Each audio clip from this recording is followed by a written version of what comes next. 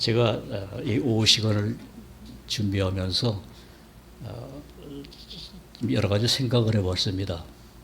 우리가 예배 전에 목사님께서 예배 이제 시작하기 전에 기도도 하시고 또 찬양도 하게 되고 그런 거 하지 않습니까? 그런 걸 생각하면서 우리가 국경일에 나라에서 어떤 국경일 행사 같은 때 보면은 꼭 부르는 게 있죠. 뭘 부릅니까? 애국가를 부르죠. 애국가를 부르는데 그 애국가가 어느 나라 겁니까? 왜 우리나라 걸 불러도 멋있는 거 부르죠? 이유가 뭘까요? 우리나라로도 우리나라 사람들이 애국 걸 좋아하잖아요. 미제 특히 좋아하잖아요. 그럼 미국 걸 부르면 안 됩니까? 안 되죠. 왜냐하면 이유가 있어요. 지금 우리 이상민 원장님이 말씀하신 것이 우리는 어느 나라 사람이에요? 예? 대한민국. 대한민국 사람이 될 겁니까? 대한민국 사람입니까? 그러니까 대한민국 사람이라는 확실한 증거 때문에 우리는 대한민국에서 부르는 애국가를 억지로 부릅니까? 자연스럽게 부릅니까? 왜 자연스럽게 불러요? 내가 대한민국 국민이니까. 누가 애국가를 부르자고 그러는데 그거 왜 불러? 하고 소리하는 사람 없죠. 다 합창을 하고 물론 사상이 다른 사람들은 안 부를 수도 있어요. 그러나 최소한 내가 대한민국 국민이라는 것을 자부하고 있는 사람이라면은 그 사람은 틀림없이 애국가를 부를 때 소리내서 부르지 않는다 하더라도 같은 마음이 될 겁니다. 그건 이유가 없어요. 그렇죠?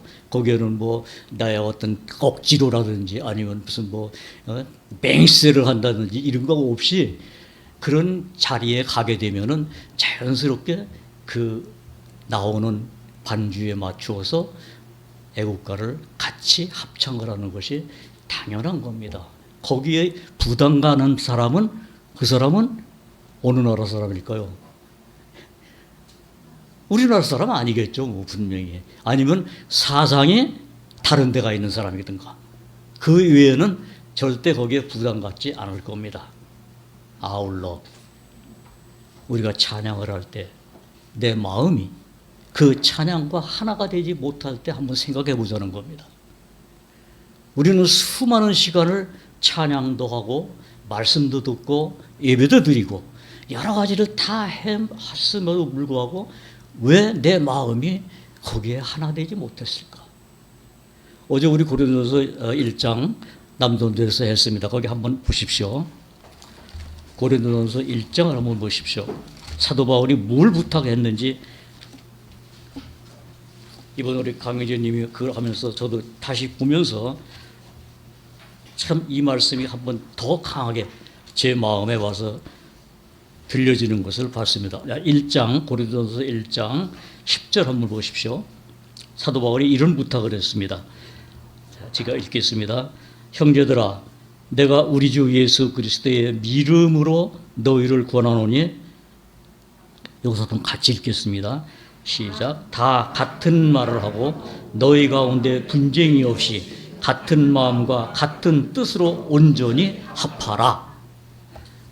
여러분 지금 이 말씀 읽으시면서 여러분 마음에서 뭘 생각하게 됩니까? 왜 사도 바울이 이 말을 했을까? 과연 사도 바울이 하는 이 말은 사도 바울이 심심해서 한 말일까? 아니면 정말 믿음 안에서 서 있는 사람으로서 믿음에 있는 사람들을 향한 고린도 교회에 있는 성도들에게 이야기지만은 오늘 우리는 사도 바울의 말을 우리가 듣는 겁니다. 성령님을 통해서 우리가 듣는 거예요. 비록 제가 입을 벌려서 이걸 같이 읽고 우리가 함께 읽었지만은 여러분 예수님이 약속한 성령이 뭘 한다고 그랬습니까? 내가 너에게 말한 것을 가르치고 생각나게 하는 분이 성령이라고 예수님이 약속하셨고 그걸 우리에게 알게 해주셨어요. 그러니까 오늘 우리는 오전에 목사님을 통해서 우리가 말씀을 들었든 아니면 여러분이 가정에서 말씀을 읽고 말씀을 묵상하든 결국은 어떤 마음이어야 되느냐 하면은 사도 바울이 부탁한 이 마음, 여기 뭐라 그랬어요? 그리스도의 이름으로 너희를 권한다 그랬어요. 왜 그냥 내가 권한다 그러지 않고 왜 그리스도의 이름이라고 그랬을까? 이런 거 읽으시면서 우리 그냥 넘어가잖아요. 그냥 그리스도의 이름으로 그냥 넘어가잖아요. 그러나 한번 요 말을 내가 들어보시라는 얘기입니다. 다른 사람이 듣는 게 아니고 내가 읽을 때 사도 바울이 지금 나한테 내가 그리스도의 이름으로 너에게 권하는데 하면서 이야기한다고 생각해 보시면은 말씀이 다르게 보입니다. 이게 성령님의 역사예요. 성령님이 내가 그렇게 되기를 바라면서 사도 바울은 이 고린도전서 1장에다가 이 말을 기록하면서 그래서 1장 1절에 뭐라고 그랬느냐 하면은 이런 말씀을 했어요. 하나님의 뜻을 따라 어제도 우리가 이 교제를 나눴습니다.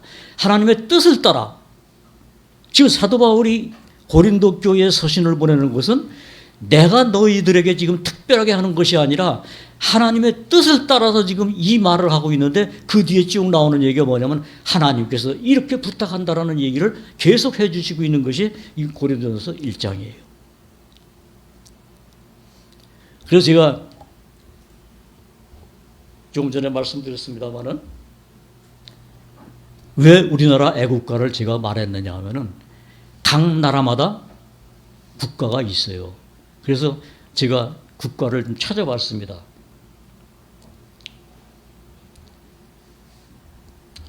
자, 일단 성경 한번 보겠습니다. 시편 135편 한번 보십시오.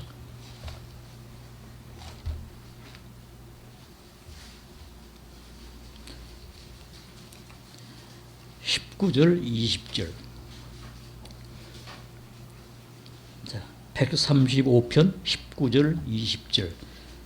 자, 제가 읽겠습니다. 이스라엘 족속아 여호와를 송축하라.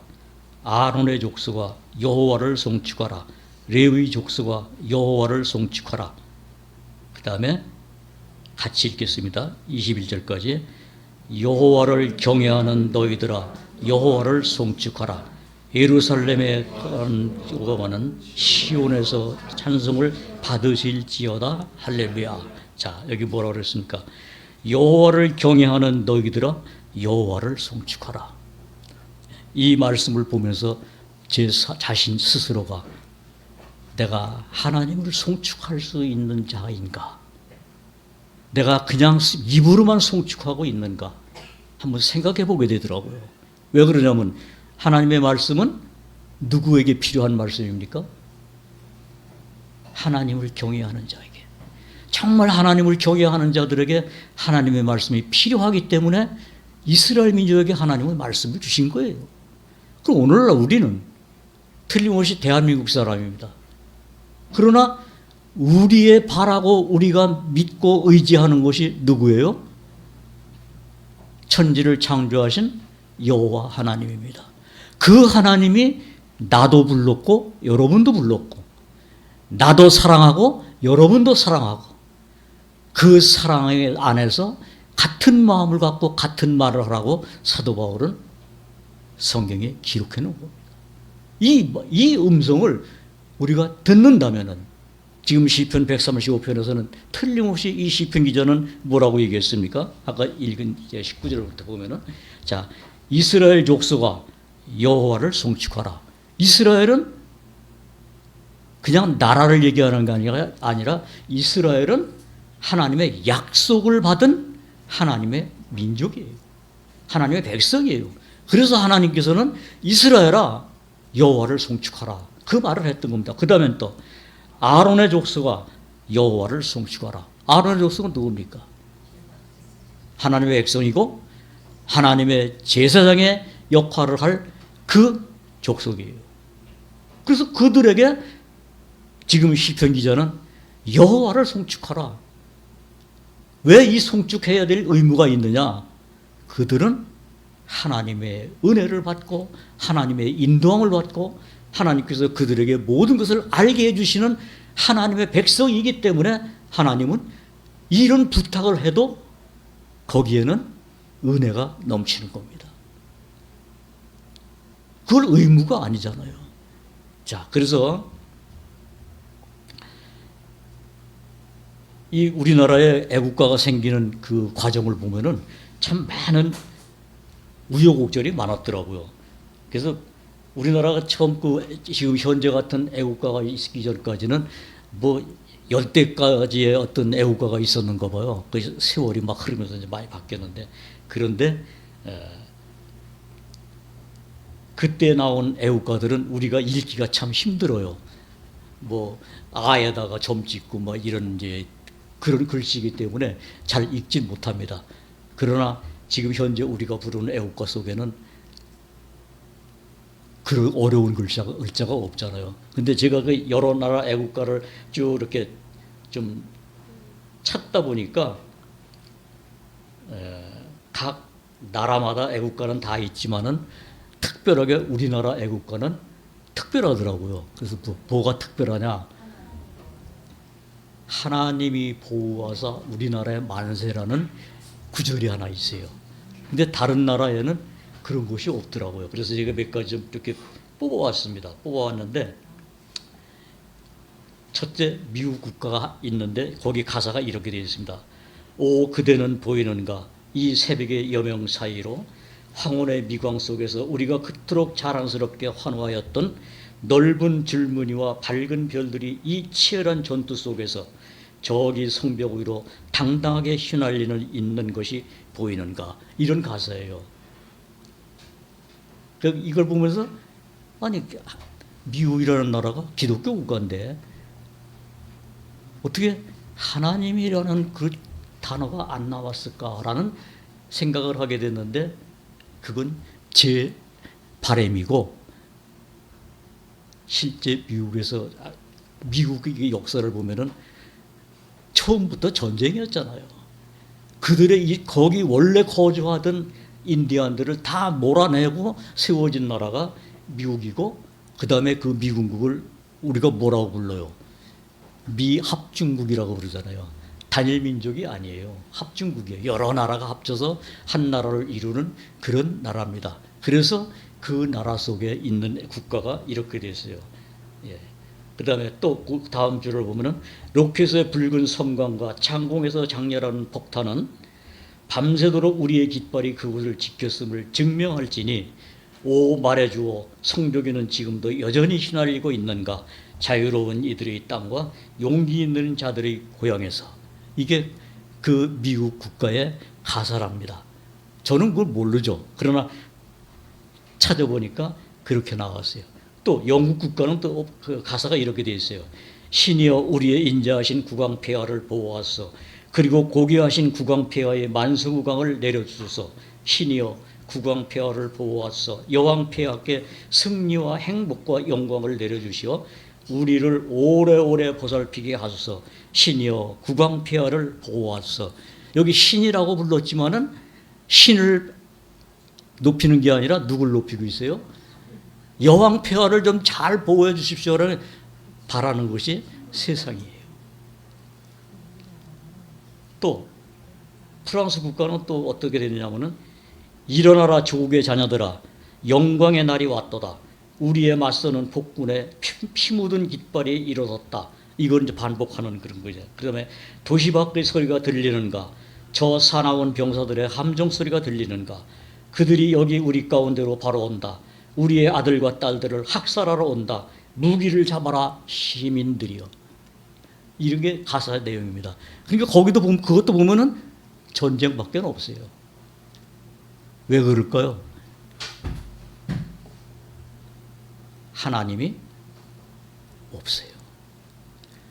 기독교 국가고 하나님을 믿지만은, 그러나 실제 그들 속에는 하나님이 없는 것을 우리에게 보여주는 겁니다. 또 뭐 2절까지는 뭐 볼 필요 없고, 2절에는 이런 말이 있어요. 시민들은 무장하라. 전투 대우를 조직하고 진격 앞으로 우리가 지나가는 자리마다 저들의 더러운 피로 채워지도록. 얼마나 끔찍합니까? 이게 세상 속에서 행해지고 있는 그 나라를 위해서 하는 국가 속에 이런 가사가 들어있다는 것을 우리 한번 생각해 보시기 바랍니다.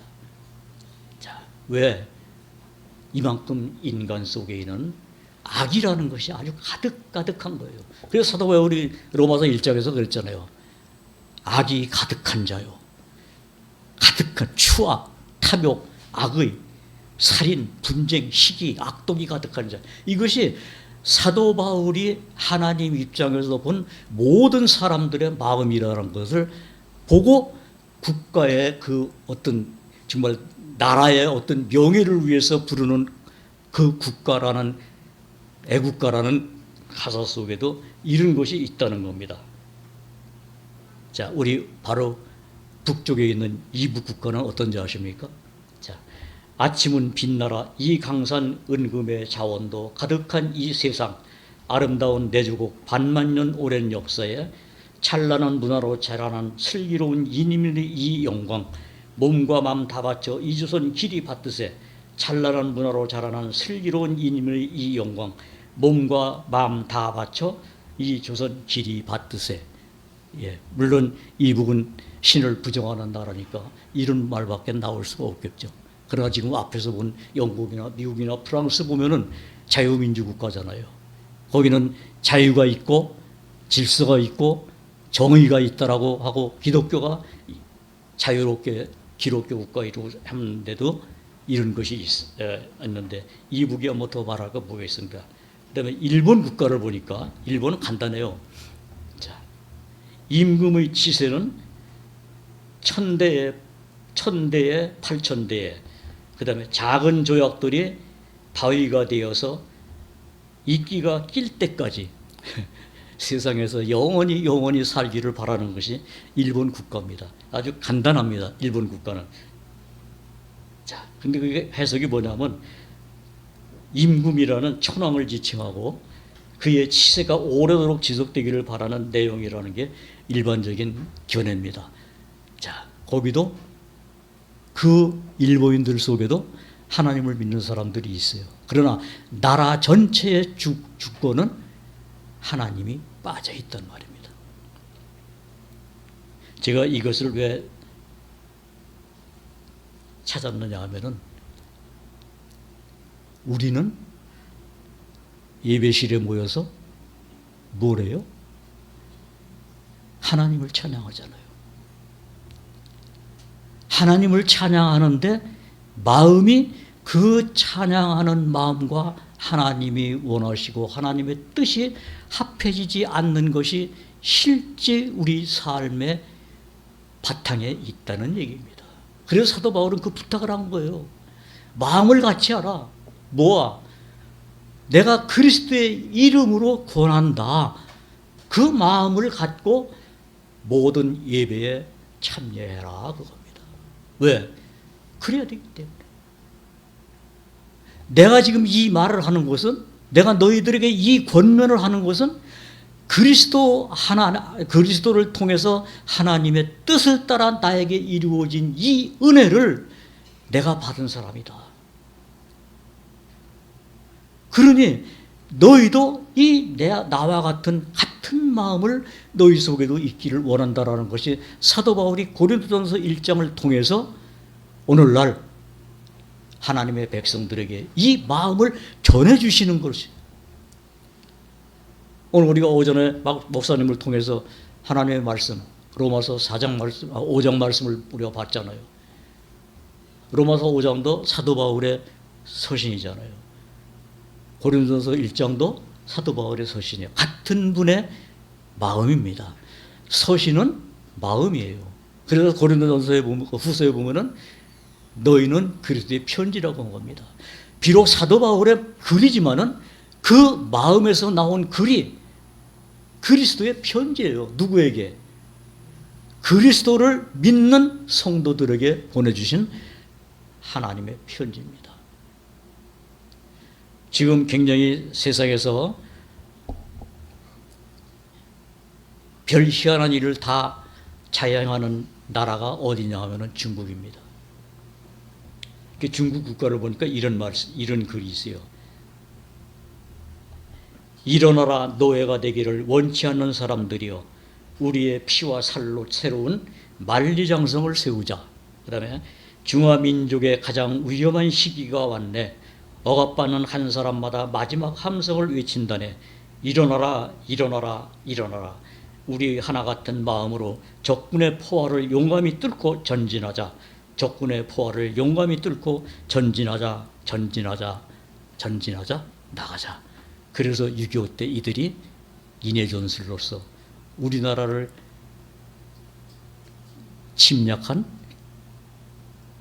이북을 도와서 싸운 자들입니다. 그리고 옛날 삼국시대 때나 그 명나라 때 가면은 그들이 조선을 얼마나 침략을 했습니까? 그들의 그 뿌리가 전쟁으로 아주 똘똘 뭉친 자들이에요.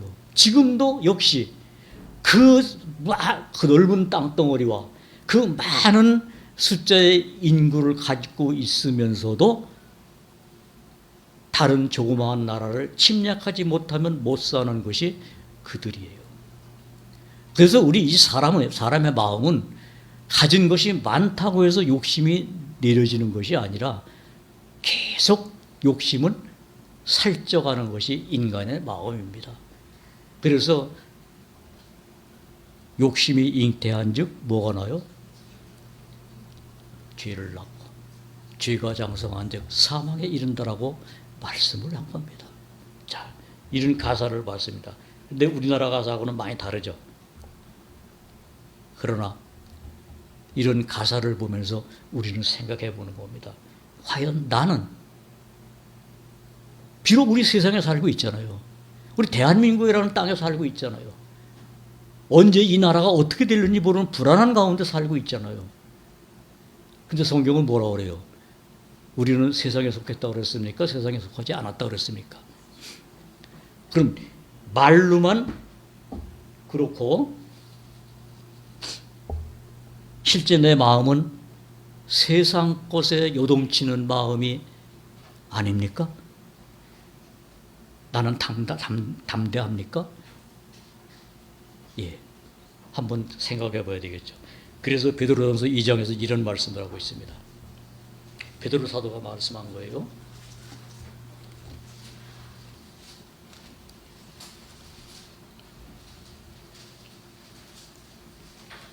우리 전전쯤과 우리 말씀을 들으면서 이거 같이 본 말씀인데 여기 보면 이런 말씀이 있습니다. 9절부터 보겠습니다.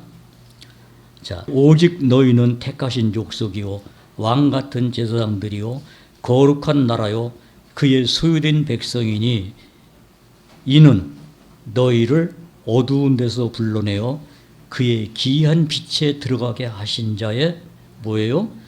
같이 읽겠습니다. 아름다운 덕을 선전하게 하려 하심이라. 자, 누가? 여기 뭐라 그랬어요? 오직 너희는, 이 너희 속에 누가 들어가 있어요? 내가. 사실입니까? 오직 너희는 라는 말 속에 내가 들어가 있다고 하면 이 말씀을 들어보십시오. 마음에서. 그러면은 이 말씀을 보는 내가 달라져요. 실제입니다. 왜? 말씀이 나를 변케 인도하십니다. 우리를 인도하는 것은 내 생각이 아니고 내 지식적인 어떤 감정이 아니고 하나님의 말씀이에요. 그걸 사도 바울은 로마서 8장에서 영의 인도함을 받는 사람이 하나님의 자녀라고 그랬습니다. 우리는 그런 것을 읽을 때 나와 아무 관계없는 것으로 보고 지나가기가 쉽잖아요. 그렇잖아요? 우리 체질이 그래요, 원래가. 사단이 넣어준 그 교묘한 꾀에 우리가 100% 넘어갔어요. 다 오염됐어요. 오염만 됐습니까? 쩔었어요, 아주.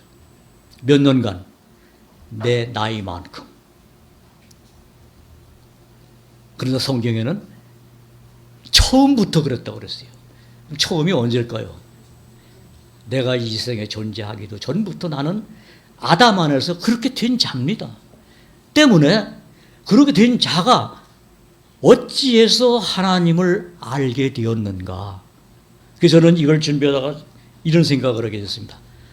내가 이 세상에 사는 동안에 가장 잘하는 것이 있다면은 무엇일까 생각해 봤어요. 여러분도 한번 생각해 보시기 바랍니다. 저는 세 가지가 딱 생각나더라고요.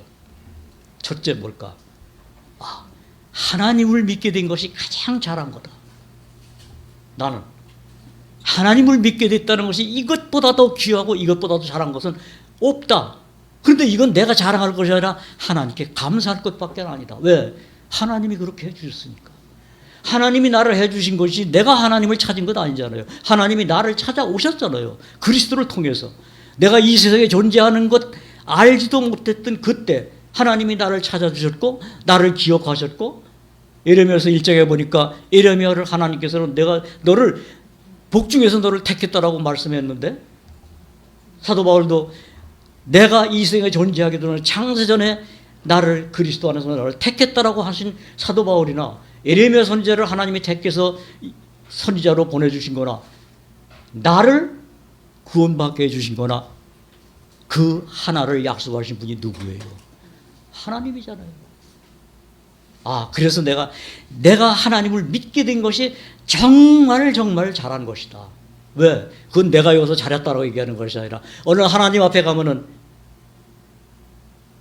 잘했다, 충성되고 충성된 종아 하는 말을 들을 수 있는 사람이 믿음의 사람 아닙니까? 그 다음 두 번째,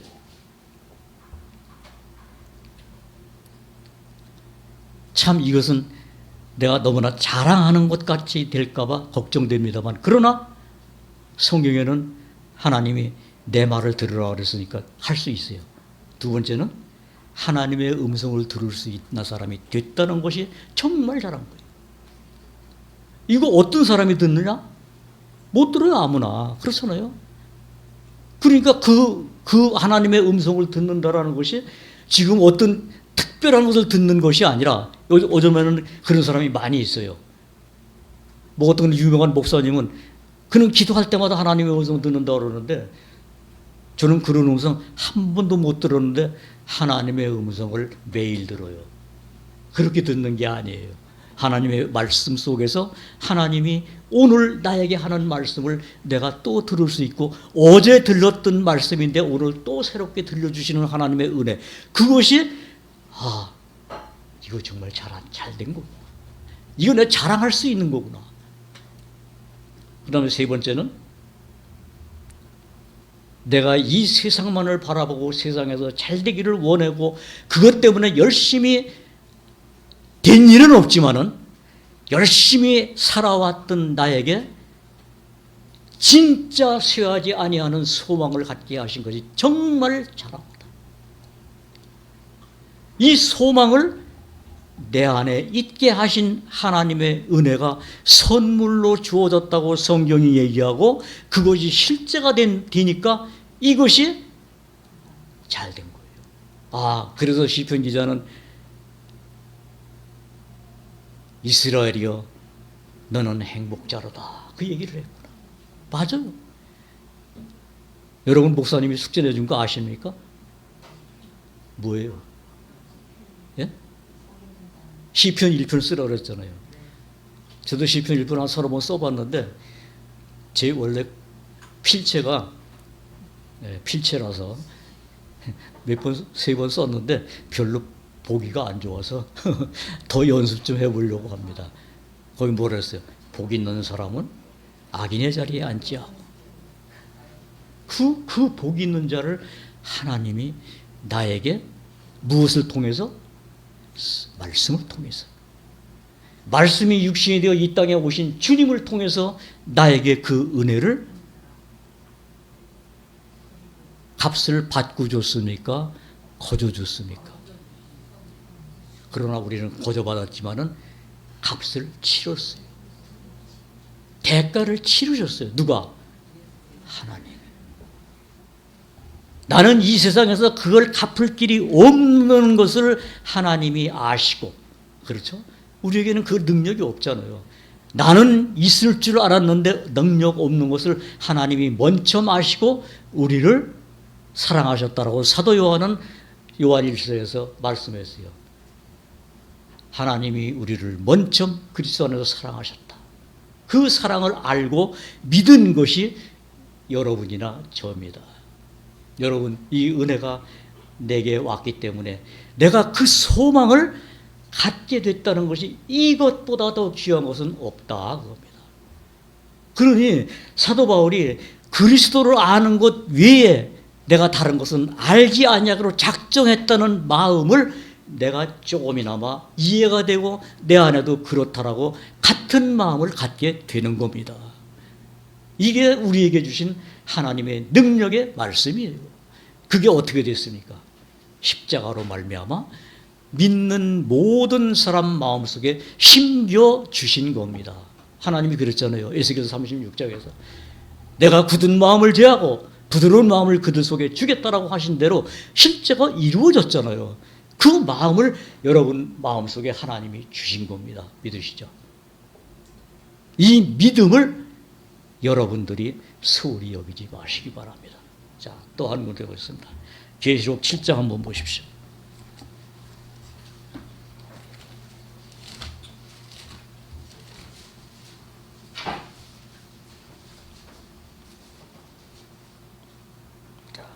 우리가 받은 구원은 우리가 알고 우리 지식적으로 내가 기억하고 있는 것이 아니라 그 근거가 모든 것이 성경에 있는 거예요. 자, 7장 10절 같이 읽어보십시오.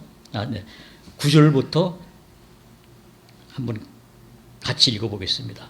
우리가 계시록을 지난번 수요일 날 쭉 했기 때문에 읽어보시면 아마 아실 겁니다. 자, 9절부터 읽겠습니다. 시작. 이 일 후에 내가 보니 각 나라와 족속과 백성과 방언에서 아무라도 능히 셀 수 없는 큰 무리가 흰 옷을 입고 손에 종려가지를 들고 보좌 앞과 어린 양 앞에 서서 큰 소리로 외쳐가로되 구원하심이 보좌에 앉으신 우리 하나님과 어린 양에게 있도다. 여러분, 구원하심이 어디에 있다고요? 보좌에 앉으신 우리 하나님과 어린 양에게 있도다. 보좌에 앉으신 하나님과 그리스도를 우리 눈으로 봤습니까? 보신 분이 있습니까? 꿈에라도 보신 분이 있습니까? 없어요. 다만 우리는 기록된 말씀을 보고 믿게 하시는 하나님의 능력을 의지하는 것뿐이에요. 그게 하나님의 은혜라니까요. 그게 하나님의 사랑이에요. 나에게 주신 하나님. 그래서 하나님이 우리에게 주신 사랑이 어떻게 한다고 그랬습니까? 사도 바울은 하나님의 사랑이 나를 강권하신다고 그랬어요. 내가 그 말씀에 대한 미적미적하는 어떤 것이 있을 때 하나님의 말씀이 강하게 나를 잡아주시면은 나는 그 말씀에 잡힌 바 된 것을 알게 되는 겁니다. 그래서 그 잡힌 바 된 그것을 잡으려고 힘써 쫓아간다고 사도 바울이 말한 말을 내가 읽을 때 그것을 잡게 되는 거예요. 왜? 그 말이 하나님이 나에게 주시는 말씀이기 때문에, 그 말이 나로 하여금 보게 하셨기 때문에, 그 말씀을 성경에 기록해 놔서 성도로 하여금 온전케 하시기 위해서 그 말씀을 기록하셨기 때문에 나는 말씀대로 된 줄로 믿고 의지하는 겁니다. 그걸 믿음이라고, 하나님이 그걸 믿음이라고 그랬잖아요. 그래서 그리스도 예수 안에 있는 믿는 믿음으로 내가 산다라는 증거를 성경이 증거해 주고 있고, 그 성경이 나를 안위하는 겁니다.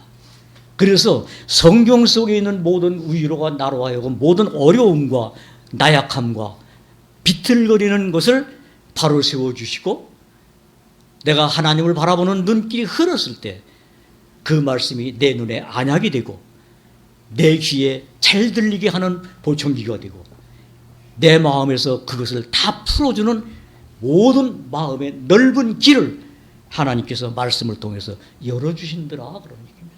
그것을 나로 하여금 갖게 하신 하나님을 어찌 찬양 안 할까?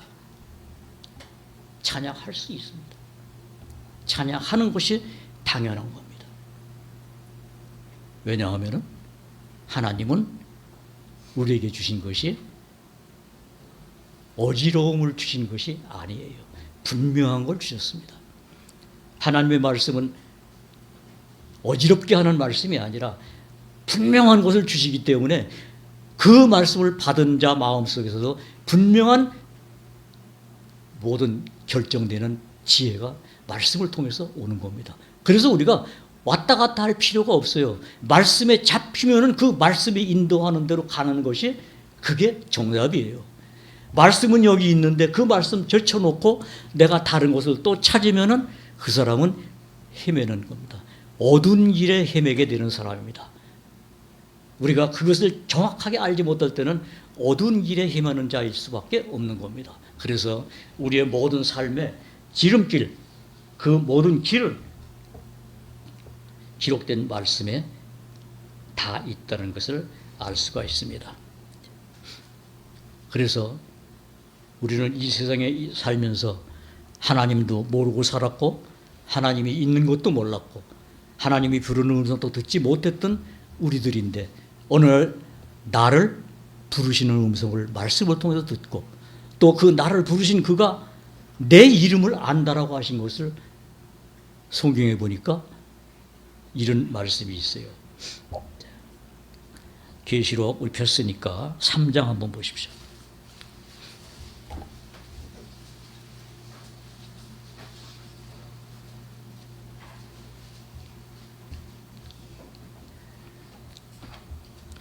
자, 3장 5절 한번 보십시오.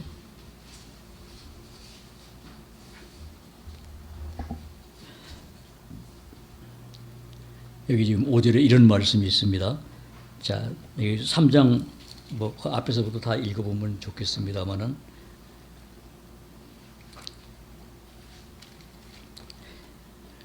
여기 지금 사대교회 하는 말씀이 쭉 나오면서 이제 끝에 나온 말씀인데 5절 읽겠습니다. 자, 이기는 자는 이와 같이 흰 옷을 입을 것이요 내가 여기 같이 읽겠습니다. 시작. 내가 그 이름을 생명책에서 반드시 흐리지 아니하고 그 이름을 내 아버지 앞과 그 본사들 앞서 시인하리라. 자, 여기 뭐라 그래? 어떤 말이 여러분 눈에 확 들어오십니까? 예? 예, 이건 믿음의 눈으로 보시는 여러분에 따라서 보이는 것이 다를 수도 있습니다. 저는 이 말씀을 읽으면서 반드시 흐리지 아니하고 아주 이 말이 너무나 나에게 확신을 주시는 거예요. 자, 이 말씀의 주인은 누구예요? 하나님이에요. 하나님이 뭐라 그랬어요? 이기는 자는 이와 같이 흰 옷을 입을 것이요. 그 다음에 내가 그 이름을 생명책에서 반드시 흐리지 아니하고 그 이름을 어디서요? 내 아버지 앞과 그 천사들 앞에서 시인하리라. 여러분, 정말 하나님 앞에서 내 이름이 시인될까? 우리는 미심쩍은 의심이 들어오잖아요. 그렇죠? 믿을 수 있는 증거가 내 앞에 보여지면은 천국에 있는 생명책의 꿈에라도 보여서 여기에 권영욱하고 이름이 있으면은 그것 때문에 내가 하나님을 믿을 수 있을는지 모르지만은 성경에만 있는 걸 어떻게 믿겠느냐? 우리 그런 생각 갖는 것이 우리 체질이에요. 그러나 믿는 자는 뭐라고 얘기할까요? 믿음에 있는 사람은 내가 하늘에 올라가겠다 할 필요도 없고 내가 저 음부에 내려가겠다 할 필요도 없어요. 왜? 그건 이미 그리스도 안에서 다 이루어진 거기 때문에. 저 음부에 있는 자도 건져내기 위해서 저 하늘에 높아진 그 사단의 마음을 가진 인간도 하나님 안에서 다 그리스도로 말미암아 하나가 되게 하기 위해서 모든 것을 담당하시고 십자가에 못 박혀 돌아가시고 3일 만에 부활하신 그분이 성경대로 부활하셔서 성경대로 아버지 우편에 가 계신 분이 그분이고, 성경대로 그분이 그리스도 안에서 성도된 자들을 위해서 기도하고 계신다는 것을 성경에 기록해 놨으니까, 여기 지금 그분이 말씀하시기를 내가 반드시 그 이름으로 흐리지 아니하겠다는 말씀도 그대로 될 줄로 믿습니다. 그게 소망으로 우리 안에 와 있는 겁니다. 그걸 소망으로 주신 거예요. 나 그 소망 삼습니다 해서 소망된 게 아니라 우리에게 그 소망을 주셨기 때문에 내가 받은 거예요. 주셨기 때문에 받은 것이지 내가 뺏어온 게 아니고 내가 바랬기 때문에 준 게 아니란 말입니다. 하나님이 믿는 자, 내 음성을 듣고 내 말을 듣고 또 나보내신 이를 믿는 자들에게는 하나님에게 자녀가 되는 권세를 주셨으니 이게 하나님의 약속이지 않습니까? 때문에 우리는 하나님을 믿는다는 것을 자꾸 세상에서 우리가 알고 있는 어떤 가장 아름답고 어떤 호상한 방법을 찾지 마시고 방법과 요령과 믿음이 전부 어디에 있어요? 하나님의 말씀 안에 있는 겁니다. 하나님의 말씀 안에 다 있어요. 그래서 그리스도 안에 모든 보화가 그 안에 능력으로 거하고 있다라고 사도 바울이 골로새서에서 말씀했듯이, 또 사도 요한도 말씀했듯이 우리는 그리스도 안에 감춰진 모든 보화가 이 성경에 다 있는 겁니다. 그래서 이 성경이 나에게는 뭐예요? 생명이에요. 그래서 나에게 생명이에요. 그래서 사도 요한이 얘기한 것 같이 그 안에 생명이 있었으니 이 생명은 사람들의 빛이라고 그랬나요? 빛이 있었으니 사람도 생명이라고 그랬죠. 네. 그런데 그것이 말씀이 육신이 되어 오신 주님 안에 있다라고 말씀했어요. 얼마나 우리 연약한 우리에게 힘이 되고 얼마나 그것이 내가 자랑할 수 있는 자가 됩니까? 그래서 고린도전서에서 어제 봤습니다. 자, 고린도서 1장 31절 보십시오.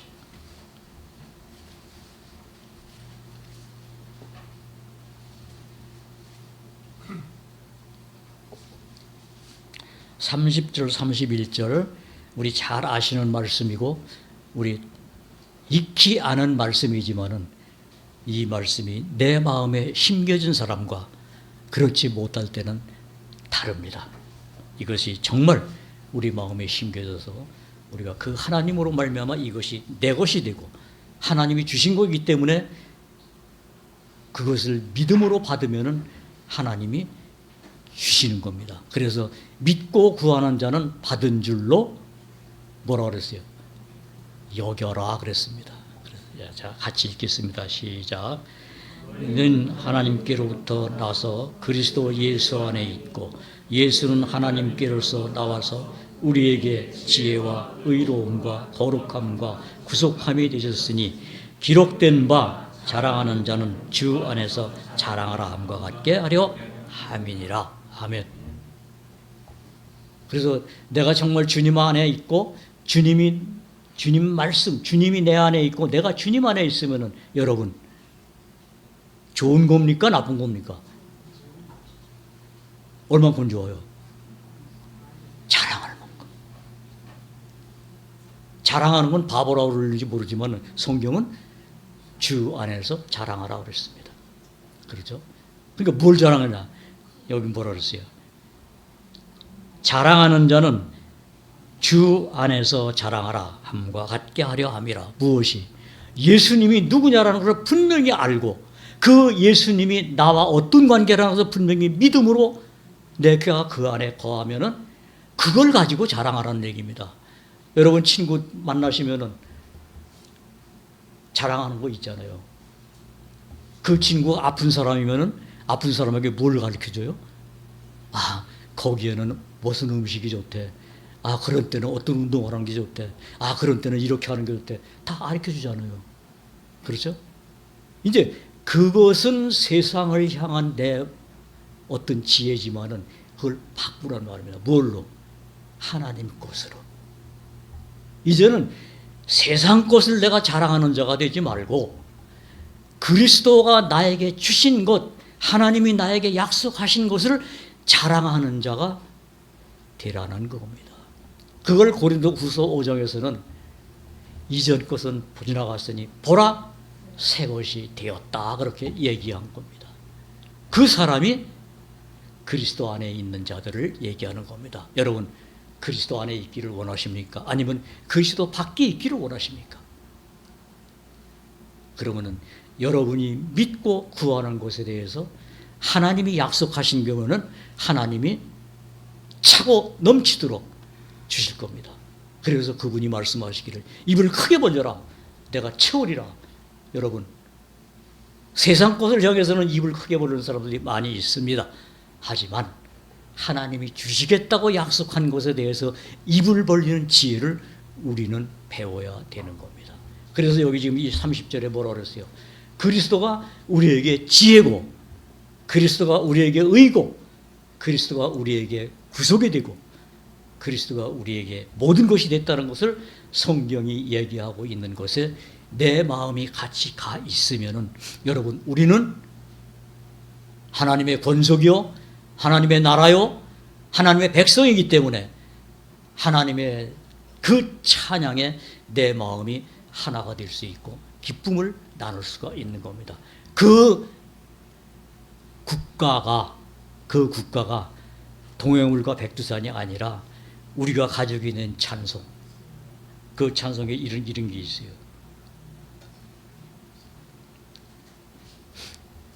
(474장인데) 그 가사가 이런 것이 있습니다. 이 세상에 근심된 일이 많고 참 평안을 몰랐구나. 그렇잖아요. 실제로 그렇잖아요. 그 다음에 2절에는 이 세상에 곤고한 일이 많고 참 쉬는 날 없었구나.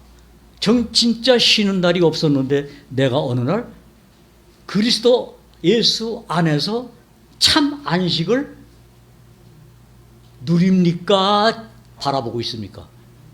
누리잖아요. 그리고 히브리서 기자는 그러잖아요. 그의 안식에 들어간 자는 하나님께서 자기 일을 쉬심과 같이 자기 일을 쉰다. 쉼이 뭔지를 알게 돼요. 그렇죠? 또 3절에 보니까 이런 말씀이에요. 이 세상에 제약된 일이 많고 참 죽을 일만 쌓였구나. 세상은 그러는데 나는 참 소망이 있고 참 생명이 있고 그 생명에 대해서 감사할 수 있는 내가 됐다라는 것이 이게 우리가 부를 애국가입니다. 거기에 내 마음이 합해지는 거예요. 그래서 그걸 사도 바울은 같은 말을 하고 같은 뜻을 품고 같은 마음을 가지라고 이야기한 겁니다. 여러분 이 예배 시간에 우리가 같이 모여서 그런 마음으로 예배를 드린다면 오늘 아침에 목사님이 주방에서 막 음식을 자매님들이 준비하니까 저기 오셔서 하신 말씀이 뭐라고 그러는지 아세요? 모르시죠? 예, 저는 들었기 때문에 알아요. 아, 음식 냄새가 나니까 마치 식당 같다고. 저는 그 말씀을 들으면서 아, 우리 교회 모든 성도님들이 교회에 와서 예배드리기 전에 앉아서 그리스도를 나누는 모습을 보면은 그 교회가 무엇 같아질까? 에덴 같고 백합화가 에덴 동산 같고 모략향이 나는 그 향기가 있는 그런 동산 같고 그런 교회가 되지 않을까? 여러분 틀림없이 우리 속에 있는 그리스도를 아는 향기가 여러분의 입을 통해서 나오도록 여러분이 그리스도 안에서 성장하십시오. 그래서 이러한 찬송 하나를 하더라도 그 찬송 가사 속에 있는 그 내용이 실제가 되면은 그래서 후렴에 뭐라고 그랬습니까? 주 예수의 구원의 은혜로다. 그래서 그게 구원의 은혜라고 그랬고 그 다음에 참 기쁘고 즐겁구나. 그래서 찬양이 기쁜 거고 즐거운 거예요. 예. 여기는 음정과 박자와 이런 것을 얘기하는 것 아닙니다. 저는 그거라고 그러면 저는 빵점이에요. 예. 저는 모든 것이 다 치, 음치, 박치, 하여튼 그래요. 예. 그러나 그 마음의 기쁨은 그리스도 안에서 하나가 될 수 있습니다. 여러분, 이러한 기쁨이 우리 모든 성도님들 속에, 지금 세상은 정말 형편없이 우리를 어지럽게 하는 세상입니다. 하지만 예수님으로부터 우리가 뭘 받았습니까? 내가 너에게 세상 평안을 주노니, 내가 주는 평안은 뭐라고 그랬습니까? 세상에 주는 것 같지 않다. 그 평안을 여러분 받으셨다면 평안이 누리는 성도님들이 되시기를 바랍니다. 그것이 하나님으로부터 우리에게 주신 은혜요, 선물이요, 능력이 되는 겁니다. 제 말 여기서 마치고 있습니다. 예.